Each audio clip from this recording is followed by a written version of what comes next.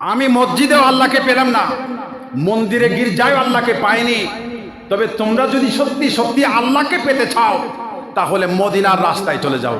কারণ আল্লাহর হাবিব যেখানে আল্লাহও সেখানে, বন্ধু যেখানে মাহবুবও সেখানে। জুড়ে বলুন না সুবহানাল্লাহ। মেরাজটা কেন হলো? এটার একটা হিস্ট্রি, কারণ অবশ্যই আছে। আল্লাহ কেন লামকানে নিয়ে গেলেন? কেন আল্লাহ তো প্রতিনিয়ত রসুলকে, স্বপ্নের মধ্যেও রসুলের সাথে আল্লাহ দিদার হয়। সুবহানাল্লাহ বলেন না। রসুল যেখানে আল্লাহ, কথা বলেন, রসুল যেখানে আল্লাহ। এই জন্য এক শায়ের বলতেছেন, ওনার বাড়ি সাতকানিয়া, ওনার বাড়ি সাতকানিয়া। নাম আমি বলছি না, তবে শেয়ারটা বলছি। না মসজিদ মে, না মন্দির মে, না गिरजा में इलाही मिलता ना कहीं भी, अल्लाह को मिलना तो चलो राहे मदीना। তিনি লিখতেছেন, আমি মসজিদেও আল্লাহকে পেলাম না, মন্দিরে গির্জায় আল্লাহকে পাইনি, তবে তোমরা যদি সত্যি সত্যি আল্লাহকে পেতে চাও তাহলে মদিনার রাস্তায় চলে যাও। কারণ আল্লাহর হাবিব যেখানে আল্লাহও সেখানে, বন্ধু যেখানে মাহবুবও সেখানে। জুড়ে বলুন না সুবহানাল্লাহ। কথাটা বড় সুন্দর লিখেছে, মাশাআল্লাহ। এই জন্য আমাদেরকে এটা মাথায় রাখতে হবে, লাইলাতুল মেরাজটা কেন হলো? 23শে রমজান। কত রমজান? হযরতে আবু তালিব রাদিয়াল্লাহু তাআলা তিনি ইন্তেকাল করলেন। রাসূল পাকের চাচা মৌলা আলী শেরে খোদার বাবা 23শে, যিনি রাসূল পাকের লালন পালনের ক্ষেত্রে সর্বাধিক ভূমিকা পালন করেছেন, বেশি ভালোবেসেছেন। রাসূল পাক যাকে বাবা বলেছেন, চাচাকে কি বলেছেন? বাবা বলেছেন। চাচা আমাদের দেশে আছে না? এমন ভাবে চাচারা ভালোবাসে যে বাইপুরা চাচাকেও বাবা বলে। কি বলে? আমাদের এখানে আছে না এরকম? এটা আমার আব্বু, এটা আমার ছোট আব্বু, এটা বড় আব্বু, এটা মেজো আব্বু, বলে না? আমারও এরকম। আমার ঘরেও আমার যত ভাইপো আছে, আমাদের তো সব ঘরের সবাই বিদেশমুখী। তো দেশে ছিলাম শুধু আমি, তো আমি একাই সবাইকে এত ভালোবাসতাম। এখনো সবাই বিয়ে করেছে, তারপরে বলে এটা আমার আব্বু। আমি এত আদর করতাম আমার ভাইপোদেরকে, ভাইজিদেরকে। আমার ভাইজিও আমাকে বলে এটা আমার আব্বু, এখনো আব্বু বলে। এমনকি বিদেশ থেকে যখন এর আব্বু আসতো বলে যে এরা আমার আব্বু না, এরকম বলতো ছোটবেলায়। এটা হয়। আল্লাহ রাসূল কি করতেন? সত্যি চাচাকে বাবা হিসেবে দেখতেন, বাবা বলতেন। আমার রাসূল তো বাবা দুনিয়ার জমিনে আসার আগে হারিয়ে ফেলেছে। অতএব ওই চাচা আবু তালেব যখন ইন্তেকাল করেছেন, আমার রাসূল পাগলের মতো হয়ে গেছেন। বাবা হারালে যেরকম পাগল, আমার রাসূল তাই হয়ে গেছে।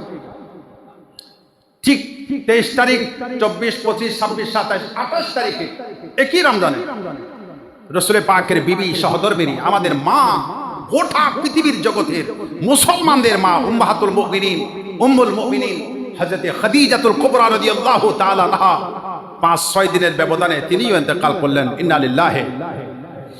যার জন্য আল্লাহর সালাম আসে, আমার নবীর বিবি এমন বিবি যার জন্য কে সালাম দেয়? আল্লাহ যাকে সালাম দেয় তিনি কফালটা কেমন? সুবহানাল্লাহ। হায় হায় হায়। আমাদের মধ্যে যদি কারো কাছে আল্লাহ সালাম দেয়, আমাদের আর বুঝতে বাকি থাকবে না সে যে আল্লাহর একেবারে কাছের মানুষ। কথা বলেন ঠিক কিনা? এই বিবি খাদিজাতুল কুবরা 28শে রমাদান ইন্তেকাল করার পরে রাসূল আরো ভেঙে পড়লেন। দুনিয়াবি একটা সুখ কিভাবে ট্যাকল দিতে হয় এটা আমার রাসূল শিখিয়েছেন। সুখের মধ্যে কান্নাকাটি করা এটা নবীর সুন্নাত। দেখি আমরা অনেকে কাঁদি না, কাঁদতে হবে। আপনার বাবা মারা গেছে, আপনি কাঁদবেন না? আপনি হাসবেন। আপনার মা ইন্তেকাল করছে, অনেককে ইন্তেকাল করেছে একই দিনে, গল্প গুজব করার সময় হাসতেও দেখেছি। অন্তত একটা দিন আপনি মুখটা একটু বন্ধ রাখেন না, এটা সুখ পালন করেন না। আপনার জন্য 3 দিন সুখ পালন করা এটা বাধ্যতামূলক। কয়দিন? কথা বলেন না কয়দিন? সুখ হচ্ছে 3 দিন। এই 3 দিন আপনার ছেলে ইন্তেকাল করছে, বউ ইন্তেকাল করছে, আপনি সুখ পালন করুন। এটা নবীর সুন্নাত। যদি ওই সুন্নাতটা পালন করতে পারেন 100 শহীদের সওয়াব। কয়শ? তখন সুন্নাত পালন করলে তো লাভ। আমরা অন্তত এই 2-3 দিন পর্যন্ত হাসবো না, একটু সুখে থাকবো, একটু ওনার ভালো ভালো কাজগুলো স্মরণ করব, তাস্কারা করব, আমরা এগুলো মাথায় এনে আমরা একটু ওনাকে স্মরণ করব, শ্রদ্ধা করব। যে কোনো এলাকার মুরব্বী ইন্তেকাল করেছে, কোনো একজন যুবক ইন্তেকাল করেছে, এই যুবকের অনেক ভালো দিক থাকে, খারাপ দিকের পাশাপাশি ভালো দিক থাকে, আমরা এগুলোকে স্মরণ করব। আল্লাহ পাক রব্বুল আলামিন আমাদেরকে তৌফিক দান করুন। রাসূলের পাক সুখে কাতর, দুইটা কারণ, চাচার বিদায়, বিবির বিদায়। আল্লাহ রসুলকে আল্লাহ ডাক দিলেন, ওগো নবীজি বেশি কষ্ট পাচ্ছেন? মত তো দিয়েছি আমি, মত তো আমি আল্লাহ দিয়েছি, আপনার জন্য কোনটা ভালো হবে সেটা তো আমি ভালো জানি। রসুল তারপরও বেচেন, অস্থির। আমার চাচা চলে গেছে, যিনি আমার দেখাশোনা করেছে, বাবার মতো ভালোবেসেছে, কুলে নিয়েছে, পিঠে দিয়েছে, আর আমার স্ত্রী আমার বিপদের মুহূর্তে ওনার সমস্ত সম্পদ উজাড় করে দিয়েছে।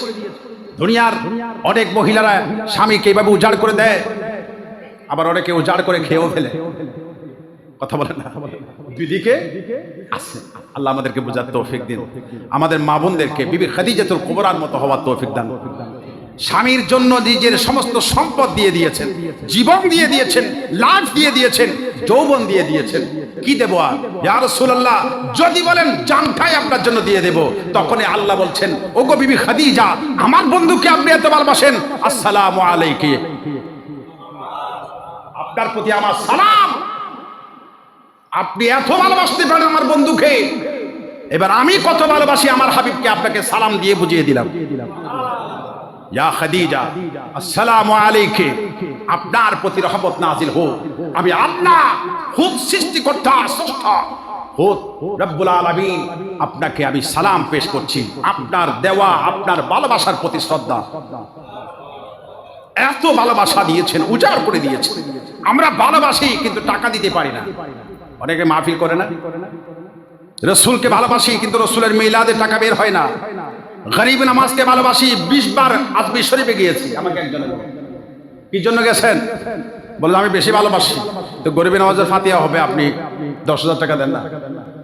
বলো যে ওইখানে যাওয়ার টাকা আছে, এখানে দেওয়ার টাকা নেই, এখানে দেওয়া। এরকমও আমাদের দেশে আছে, কিন্তু রসুলকে ভালোবাসে বিবিরা, সাহাবিরা এমন ছিলেন, ইয়া রাসূলুল্লাহ কি লাগবে সবটাই দেব, দৌলত দেব, মাল দেব। পৃথিবীতে একটা জিনিস বের হয়, সেটা হচ্ছে মুখের কথা। মাল দৌলত সহজে বের হয় না, কিন্তু যারা বের করে তারা উজাড় করে বের করে, আর যারা বের করতে পেরেছে তারা আল্লাহর সালাম পেয়েছে। আল্লাহর কি পেয়েছে? আল্লাহ পাক আমাদেরকে এই দুইটা কারণ মাথায় একটু রাখবো, ইনশাআল্লাহ আগামীতে আমরা বয়ান করব। এই দুইটা সুখে কাতর হওয়ার পরে মেরাজের পরিকল্পনাটা আল্লাহর পক্ষ থেকে সিদ্ধান্ত হলো। আল্লাহ পাক মেরাজের চিন্তা করছেন, কারণ কাউকে কিছু দিতে হলে যেটা হারিয়েছে এটার থেকে বেস্ট দিতে হবে।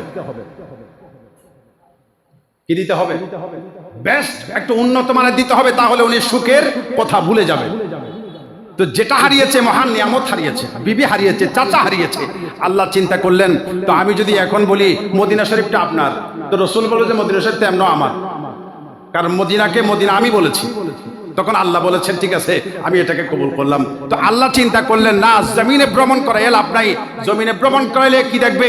আকাশে সূর্য চন্দ্র, এর চেয়ে দামি জিনিস তো পৃথিবীতে আর কিছু দেখা হয় না।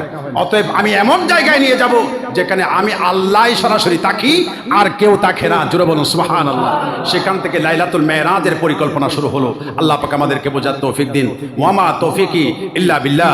আসসালামু আলাইকুম ওয়া রাহমাতুল্লাহি ওয়া বারাকাতুহু।